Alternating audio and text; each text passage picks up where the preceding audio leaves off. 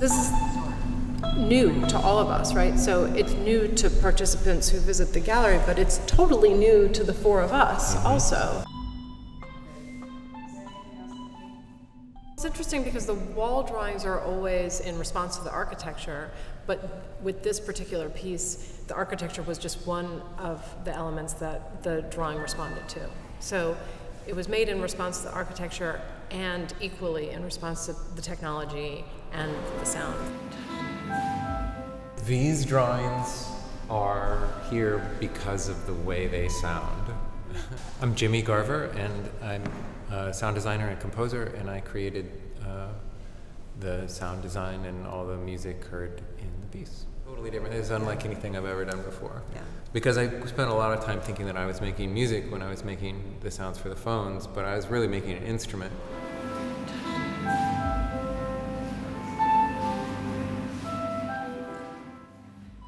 So I decided on a scale, a set order of notes that are a set distance apart in frequency, in pitch, that sounded good with the rest of that were harmonious with the big room sound.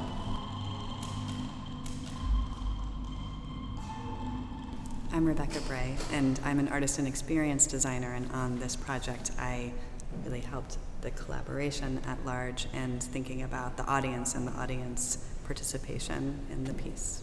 So when people walk into the gallery, they'll see these huge drawings, and they will be able to use their phone or borrow a phone from the museum to actually play the room like an instrument and improvise a piece of music.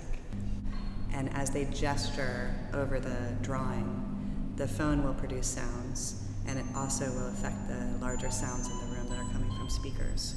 The more people in the room, the more they can work together to collaborate to improvise a piece of music.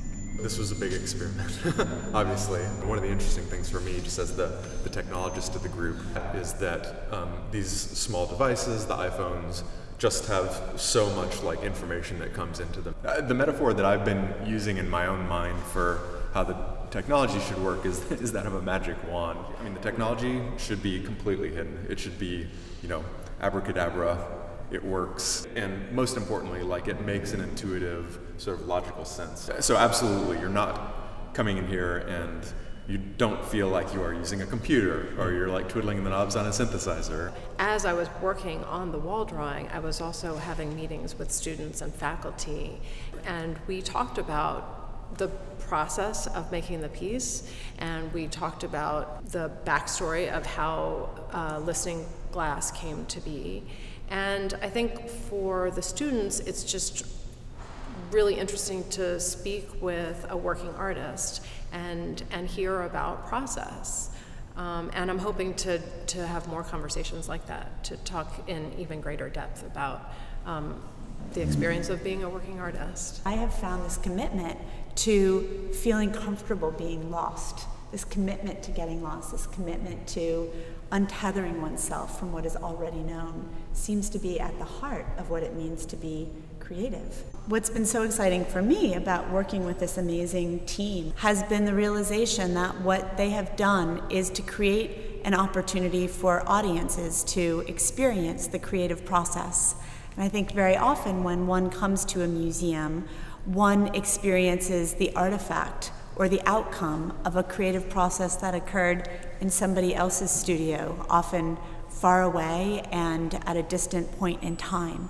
And instead, with the creative intersection of listening glass and Let's Get Lost, we have an opportunity for audiences to think about how those pieces come together most meaningfully and to do things that none of us here can predict. And that really, I think, is what the creative process is all about, this access to tools and access to a place to think and the opportunity to do something that has never happened before.